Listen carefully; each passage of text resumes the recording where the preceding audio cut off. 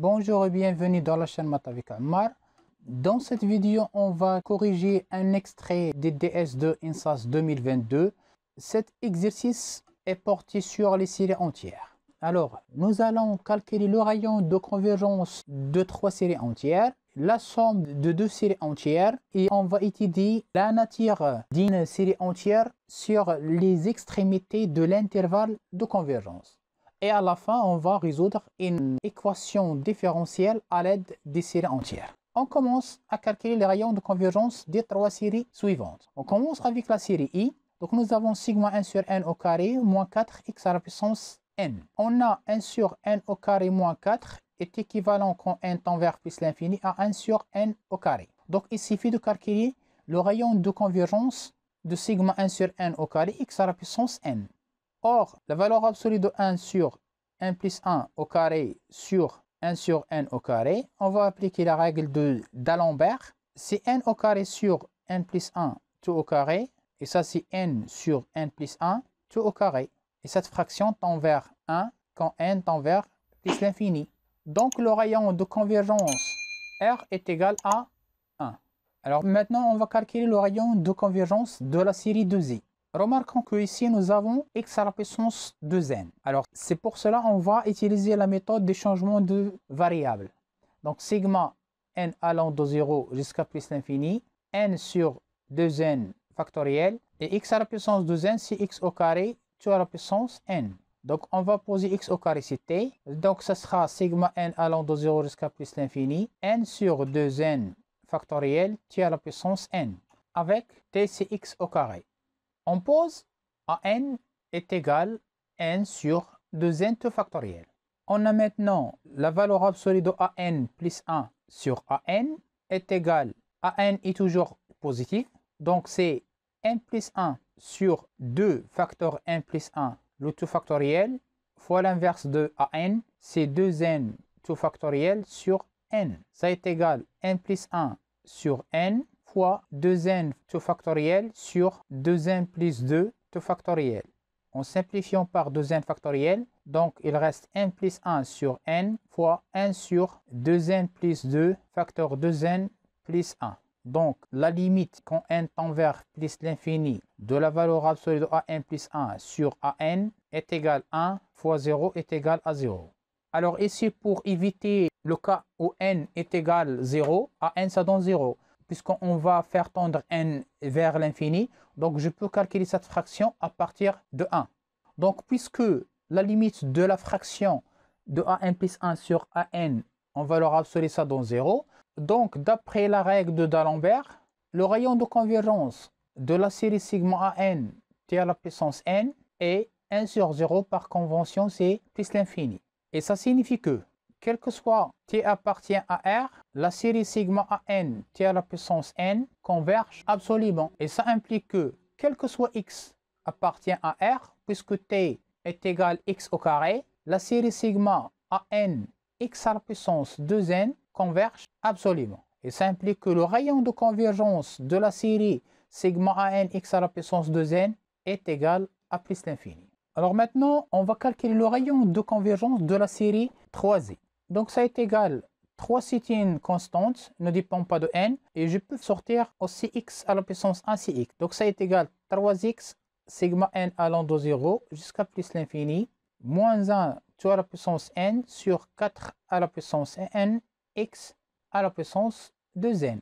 Donc c'est 3x sigma n allant de 0 jusqu'à plus l'infini, moins 1 tout à la puissance n sur 4 à la puissance n, et de la même façon, on va faire un changement de variable, c'est x au carré tout à la puissance n. Soit t est égal à x au carré. Et a n est égal à moins 1 tout à la puissance n sur 4 à la puissance n. Alors maintenant, on va chercher le rayon de convergence de sigma a n t à la puissance n. Donc à la place de x au carré, nous avons maintenant t. Puisque a n, on peut l'écrire sous forme d'une puissance, ça est égal à moins 1 sur 4 tout à la puissance n. Donc, je peux utiliser la règle de Cauchy. La racine énième de la valeur absolue de a n est égale à la racine énième de la valeur absolue de moins 1 sur 4 tout à la puissance n est égale à 1 quart. Donc, le rayon de convergence de la série entière sigma an t à la puissance n est l'inverse de 1 sur 4 qui est égal à 4. Ça signifie que, quel que soit t, tel que la valeur absolue de t est inférieure à 4, et ça équivalent à dire que la valeur absolue de x au carré est inférieure strictement à 4, et ça équivalent à dire que la valeur absolue de x est inférieure strictement à 2. La série sigma an t à la puissance n converge absolument. Et ça équivalent à dire que sigma an x à la puissance 2n aussi converge absolument.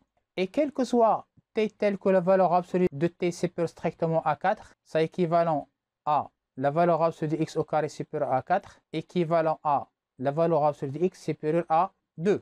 La série sigma an t à la puissance n diverge grossièrement. Et ça équivalent à dire que sigma an x à la puissance 2n aussi divergent grossièrement.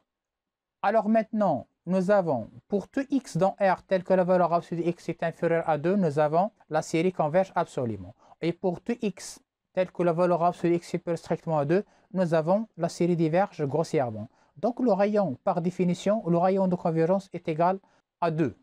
Alors maintenant, on va calculer la somme de la série entière i sigma n allant de 3 jusqu'à plus l'infini 1 sur n au carré moins 4, x à la puissance n. On a déjà le rayon, c'est 1. Alors, soit x dans l'intervalle ouvert de convergence, c'est moins 1, 1. On va noter cette somme s de x est égale sigma n allant de 3 jusqu'à plus l'infini, 1 sur n au carré moins 4, x à la puissance n.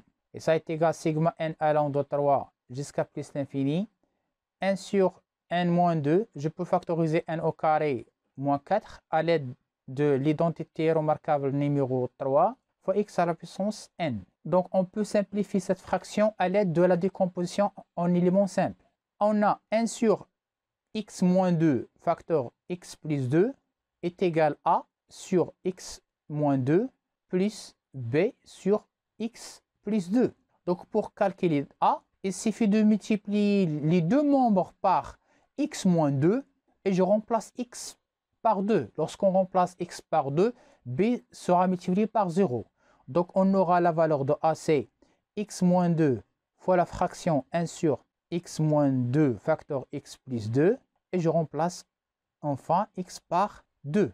En simplifiant ici, donc on aura a, c'est 1 quart. De même, b, je multiplie les deux membres de l'égalité par x plus 2 et je remplace x par moins 2. Donc a va disparaître. Donc il ne reste que la valeur de b.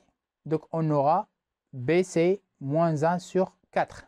Donc 1 sur n moins 2 facteur n plus 2 est égal 1 quart fois 1 sur n moins 2 moins 1 quart facteur 1 sur n plus 2. Je peux factoriser par 1 quart 1 sur n moins 2 moins 1 sur n plus 2. Donc, s de x est égal. Donc, je peux faire sortir la constante 1 quart. Sigma n allant de 3 jusqu'à plus l'infini. 1 sur n moins 2 moins 1 sur n plus 2 facteur x à la puissance n. Je développe. Donc, c'est 1 sur quart. Sigma n allant de 3 jusqu'à plus l'infini. X à la puissance n sur n moins 2 moins x à la puissance n sur n plus 2. Les deux séries sigma x à la puissance n sur n moins 2 et sigma x à la puissance n sur n plus 2 convergent, quel que soit x appartient à l'intervalle ouvert moins 1 à 1. Il suffit d'utiliser la règle d'Alembert. Donc on peut séparer les deux sommes. Donc s de x est égal 1 quart facteur sigma n allant de 3 jusqu'à plus l'infini, x à la puissance n sur n moins 2 moins sigma n allant de 3 jusqu'à plus l'infini, x à la puissance n sur n plus 2. On a trouvé quel que soit x appartient à l'intervalle ouvert moins 1 à 1, s de x est égal 1 quart facteur de la somme sigma n allant de 3 jusqu'à plus l'infini, x à la puissance n sur n moins 2 moins sigma n allant de 3 jusqu'à plus l'infini, x à la puissance n sur n plus 2. Alors, avec un changement d'indice, je vais remplacer ici n par n plus 2. Donc, il faut diminuer les valeurs de n par 2. Donc, sigma n allant de 1 jusqu'à plus l'infini. X à la puissance n plus 2 sur n moins. Ici, je vais remplacer n par n moins 2. Donc, il faut augmenter les valeurs de n par 2. Donc, la somme va démarrer de 5 jusqu'à plus l'infini. X à la puissance n moins 2 sur n. Alors, ici, on peut faire sortir x au carré. Aucun problème. X au carré sigma n allant de 1 jusqu'à plus l'infini. X à la puissance n sur n moins. Ici, on ne peut pas faire sortir x à la puissance moins 2 puisqu'on ne sait pas est-ce que x est égal à 0 ou non. Donc, je vais garder cette somme comme elle est et on doit distinguer les cas. Si x est égal à 0, on a s de x est égal à 1 quart.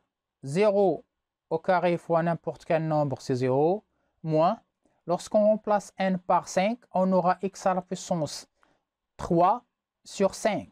Donc, le terme constant dans cette série, c'est 0. Puisque l'image de 0 par une série entière, c'est le terme constant dans la série, est égal à 0. Et si x appartient à l'intervalle ouvert moins 1, 1, prévu de 0, alors s de x est égal à 1 quart, facteur x au carré, sigma n allant de 1 jusqu'à plus l'infini, x à la puissance n sur n, moins, je fais sortir x à la puissance moins 2, c'est 1 sur x au carré, sigma n allant de 5 jusqu'à plus l'infini, x à la puissance n sur n.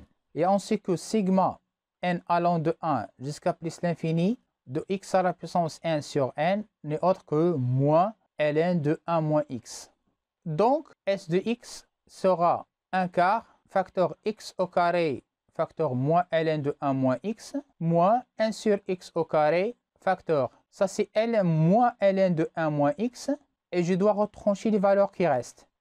Moins la valeur n est égale à 1, c'est x, moins x au carré sur 2, moins x à la puissance 3 sur 3, moins x à la puissance 4 sur 4. Et ça est égal à 1 quart, facteur moins x au carré ln de 1 moins x. Je développe ici plus 1 sur x au carré ln de 1 moins x, plus 1 sur x, plus 1 demi, plus x sur 3, plus x au carré sur 4. Je peux factoriser par ln de 1 moins x, donc c'est 1 quart, facteur 1 sur x au carré moins x au carré, facteur de ln de 1 moins x, plus 1 sur x, plus 1 demi, plus x sur 3, plus x au carré sur 4. Alors, maintenant, on a calculé la somme de cette série S de x est égale 0 si x est égal à 0, est égal 1 quart facteur de 1 sur x au carré moins x au carré, facteur de ln de 1 moins x, plus 1 sur x, plus 1 demi, plus x sur 3, plus x au carré sur 4, quel que soit x, appartient à l'intervalle ouvert moins 1, 1, prévu de 0. Alors maintenant, on va calculer la somme de la série de z. On a trouvé que le rayon est égal à plus l'infini. Alors, quel que soit x appartient à R, on va noter cette somme S de x est égal à sigma n allant de 0 jusqu'à plus l'infini, n sur 2n tout factoriel x à la puissance 2n. Lorsqu'on remplace n par 0, on trouve 0, puisque 0 fois 1 divisé par 1, c'est 0. Donc, je peux démarrer cette somme à partir de 1. Est égal à sigma n allant de 1 jusqu'à plus l'infini de n sur 2n factoriel x à la puissance 2n. Alors, pour simplifier par 2n, je vais multiplier par 2 ici et je vais diviser par 2 à l'extérieur.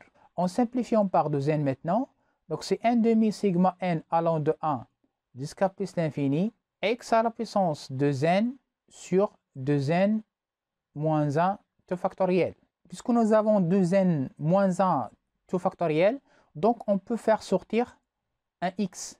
Donc on aura x sur 2, sigma n allant de 1 jusqu'à plus l'infini, x à la puissance 2n moins 1 sur 2n moins 1 factoriel. Avec un changement d'indice, je mets à la place n plus 1. Donc on aura x à la puissance 2 facteur n plus 1 moins 1 sur 2 facteur n plus 1 moins 1 tout factoriel. Donc on doit diminuer la valeur de n par 1.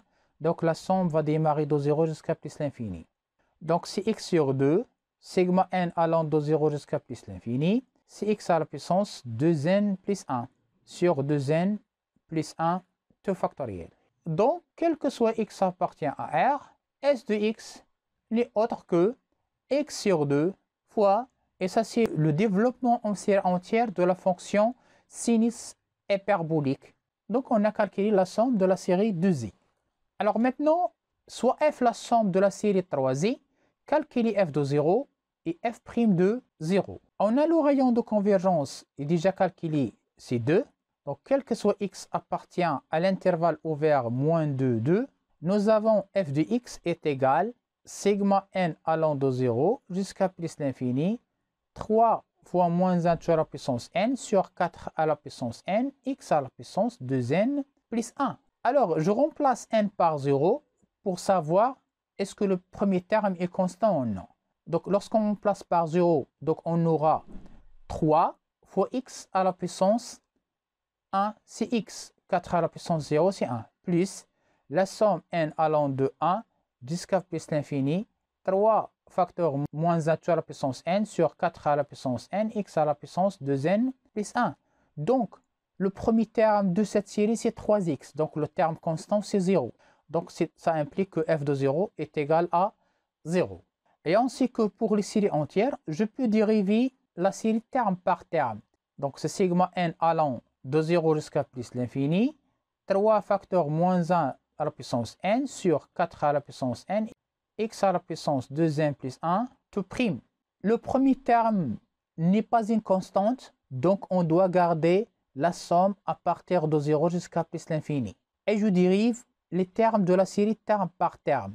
Donc on aura 3 fois moins 1 à la puissance n, facteur 2n plus 1, fois x à la puissance 2n sur 4 à la puissance n. Lorsqu'on remplace n par 0 ici, on aura x à la puissance 0, c'est 1. Donc, le terme constant, il suffit de remplacer n par 0 ici. Donc, on aura 3, ça c'est 1, fois 1 sur 1. Donc, c'est 3 plus la somme n allant de 1 jusqu'à plus l'infini, 3 facteur moins 1 à la puissance n, facteur 2n plus 1 sur 4 à la puissance n fois x à la puissance 2n. Le terme constant dans cette série-là, c'est 3. Donc, ça implique que f' de 0 est égal à 3. On a déjà démontré que le rayon de convergence est égal à 1. Donc, l'intervalle ouvert de convergence est égal, c'est l'intervalle ouvert moins 1, 1. Alors, il faut étudier la convergence de la série entière en 1 et moins 1. On a la série sigma n allant de 3 jusqu'à plus l'infini. Lorsqu'on remplace x par 1, donc on aura 1 sur n au carré moins 4. Cette série converge absolument, car 1 sur n au carré moins 4 est équivalent au terme général d'une série de Riemann.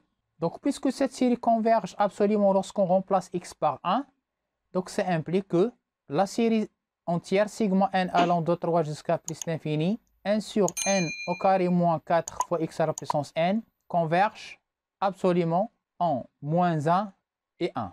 Donc, elle converge sur le bord de l'intervalle ouvert de convergence. On a fait cette propriété dans le cours. Passons maintenant à la dernière question. On cherche l'unique solution de cette équation différentielle E, développable en série entière et qui vérifie g de 0 est égal à 1. Soit g de x est égal sigma n allant de 0 jusqu'à plus l'infini à n x à la puissance n. On a g' de x est égal, je dérive la série entière, donc le terme constant c'est à 0, donc lorsqu'on dérive, on démarre de 1, n à n x à la puissance n moins 1. Puis, je dérive g' une autre fois, donc on va démarrer maintenant de 2 jusqu'à plus l'infini, n facteur n moins 1 fois à n x à la puissance n moins 2.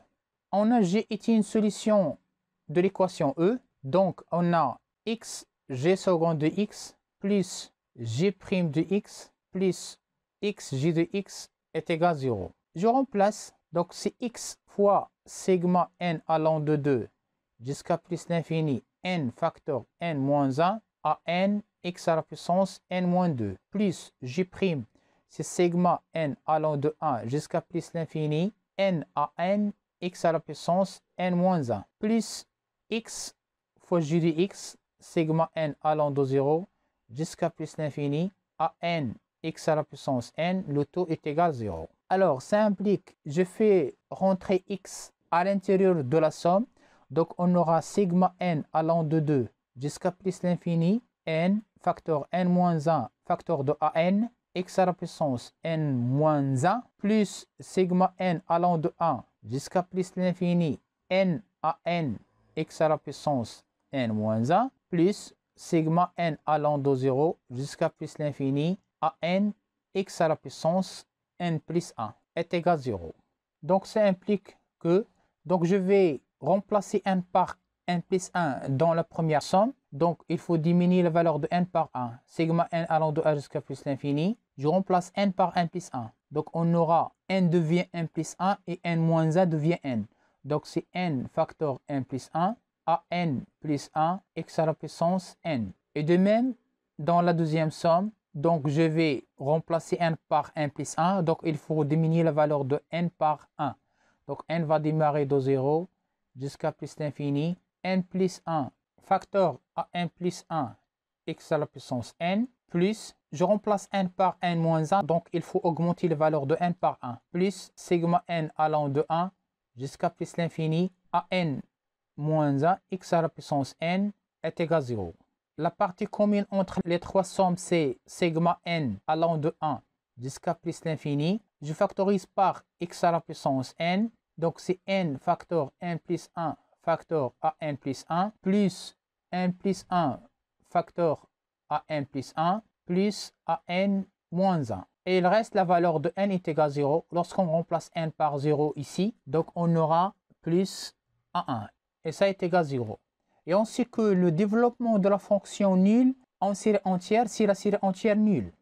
Donc, d'après le théorème de l'inicité des développements d'une fonction en série entière, donc on déduit que A1 est égal à 0 et n facteur n plus 1 facteur à n plus 1 plus n plus 1 facteur à n plus 1 plus an moins 1 est égal à 0, quel que soit n supérieur ou égal à 1. Donc, ça implique que A1 est égal à 0. Je peux factoriser par an plus 1. Donc, an plus 1 facteur n plus 1 plus n plus 1 est égal moins à n moins 1, quel que soit n supérieur ou égal à 1. Donc, ça implique que A1 est égal à 0.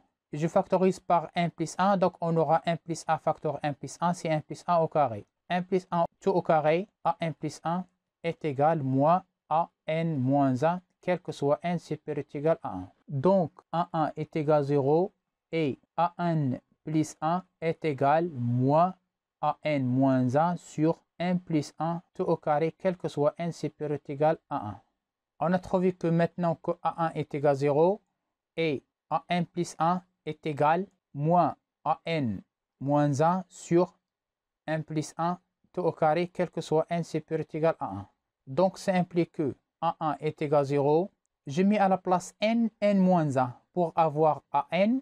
Et on aura ici moins an moins 2 sur n au carré. Et donc, il faut augmenter les valeurs de n par 1. Donc, on va démarrer à partir de 2.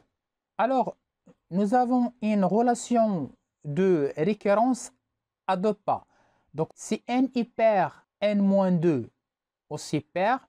Et si n est impair, n moins 2 est aussi impair. Or, A1 est égal à 0, alors ça implique que A2K plus 1 est égal à 0, quel que soit K supérieur ou égal à 0. Si n est égal 2K, avec K bien sûr appartient à n. Alors, on a A2K, c'est moins A2K moins 2 sur 2K tout au carré. Et ça, c'est moins A2 facteur K moins 1 sur 2K tout au carré. Je vais refaire la même chose pour A facteur 2K moins 1. Donc, on aura moins 1 sur 2K tout au carré fois A2 facteur K moins 1. Donc, on va refaire la même formule que nous avons ici. Donc, on aura moins A2 facteur K moins 2 sur, nous avons AN, ici nous avons N au carré. Donc, je dois diviser par 2 facteurs k moins 1 t au carré. Donc, a de k est égal, moins 1 fois moins 1, c'est moins 1 t au carré, fois a de facteur k moins 2. 2 au carré, c'est 4, et 2 au carré, c'est 4. Donc, c'est 4 au carré, facteur k moins 1 t au carré. Donc, lorsqu'on retranche de k 2, on aura ici à la puissance 2, à la puissance 2, à la puissance 2. Et on aura k ici, 2 facteurs k moins 2. Donc, lorsqu'on retranche de k, alors par récurrence, on va montrer que a de k est égal. Donc, lorsqu'on retranche de k, donc on aura ici moins 1 tout à la puissance k fois a 2 facteurs k moins k sur 4 à la puissance k. Ici, k, donc on aura ici k moins k, ça donne 0. Donc, on va s'arrêter jusqu'à 1 ici. Donc, c'est k facteur k moins 1 jusqu'à 1 tout au carré. Donc, ça, c'est moins 1 tout à la puissance k à 0 sur 4 à la puissance k facteur k factoriel tout au carré. Quel que soit k supérieur ou égal à 0. Pour k est égal à 0, on a à 0, c'est moins 1 à la puissance 0, à 0 sur 4 à la puissance 0, 0 factoriel tout au carré. Donc, l'égalité est déjà vérifiée. L'hypothèse de récurrence, on suppose que a de k est égal moins 1 tout à la puissance k à 0 sur 4 à la puissance k fois k factoriel tout au carré. Montrons que a de facteur k plus 1 est égal moins 1 tout à la puissance k plus 1 à 0 sur 4 à la puissance k plus 1 fois k plus 1 tout au carré. On a a de facteur k plus 1, d'après la relation de récurrence, c'est moins a de k sur ce nombre au carré. 2 facteurs k plus 1 tout au carré. Donc, c'est moins 1 sur 2 au carré, c'est 4 facteur k plus 1 tout au carré. Et a de k, on a supposé que ça, c'est moins 1 à la puissance k à 0 sur 4 à la puissance k fois k factoriel tout au carré. Moins 1 fois moins 1 tout à la puissance k, c'est moins 1 tout à la puissance k plus 1 fois a 0 sur 4 fois 4 à la puissance k, c'est 4 à la puissance k plus 1. Et k plus 1 au carré fois k factoriel au carré. Donc, c'est k plus 1 facteur k factoriel tout au carré. Et ça est égal à moins 1 tout à la puissance k plus 1 à 0 sur 4 à la puissance k plus 1. Ça, c'est n'est autre que k plus 1 tout factoriel tout au carré. Donc, d'après le principe de récurrence, quel que soit k supérieur est égal à 0, a de k est égal à moins 1 tout à la puissance k à 0 sur 4 à la puissance k fois k factoriel tout à la puissance 2. Donc, j de x est égal sigma n allant de 0 jusqu'à plus l'infini. Je remplace la valeur de a de k, puisque a de k plus 1 est égal à 0. C'est moins 1 tout à la puissance k à 0 sur 4 à la puissance k, k factoriel tout au carré, x à la puissance 2k. A0, c'est une constante. Donc, je fais sortir A0, sigma n allant de 0 jusqu'à plus l'infini. Moins 1 tout à la puissance k sur 4 à la puissance k fois k factoriel tout au carré, x à la puissance 2k.